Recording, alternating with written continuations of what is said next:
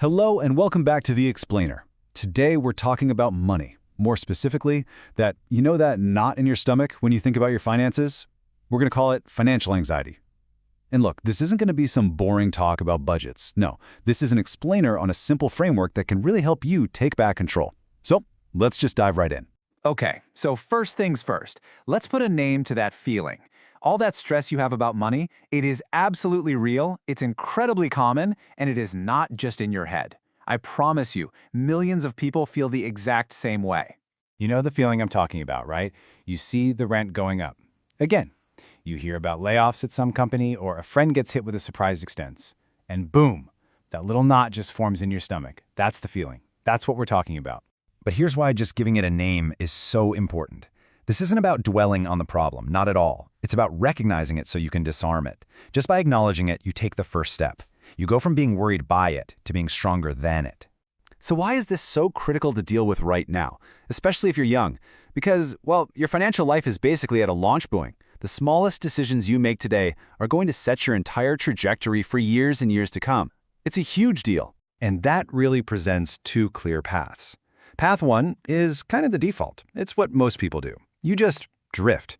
You react to financial stuff as it happens. But then there's path two, the smart one. This is about being intentional. It's about setting up a few simple guardrails right now so you're the one in the driver's seat, not just a passenger along for the ride. So what's the actual solution here?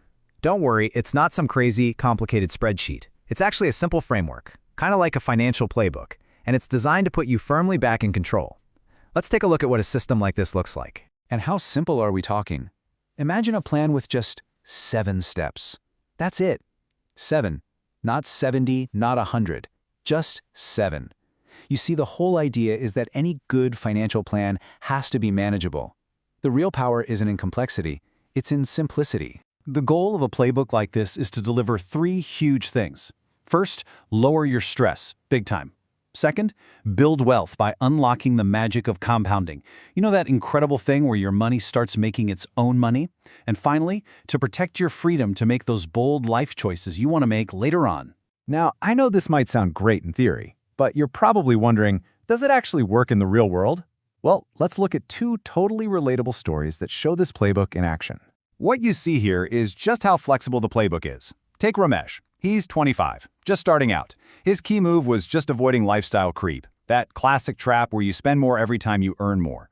Just by doing that, he built a solid safety net in only 18 months. Amazing, right? And then you have Radha. With a higher salary, she invested more aggressively. The outcome? She became work optional by age 40. It just shows how the same principles can lead to freedom, just applied differently. Feeling a little inspired? Good, because getting started is so much easier than you think. It really all boils down to one simple, immediate micro action. And this might be the most powerful part. Setting up a system like this, the kind of plan that can build wealth and slash your stress, it's not some month-long project. We are talking about a one-time setup that takes less than 15 minutes total.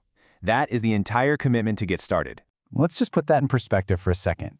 You could spend the next 15 minutes scrolling social media or watching half an episode of a show, or you can use that exact same window of time to lay a foundation that alters your entire financial future.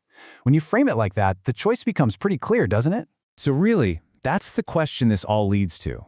The path of drifting is easy, sure, but it's filled with anxiety and uncertainty. The path of building, on the other hand, takes a tiny, one-time commitment of 15 minutes. It's a choice between reacting to life or designing it. The question is, which path will you choose? Thanks for joining us on The Explainer.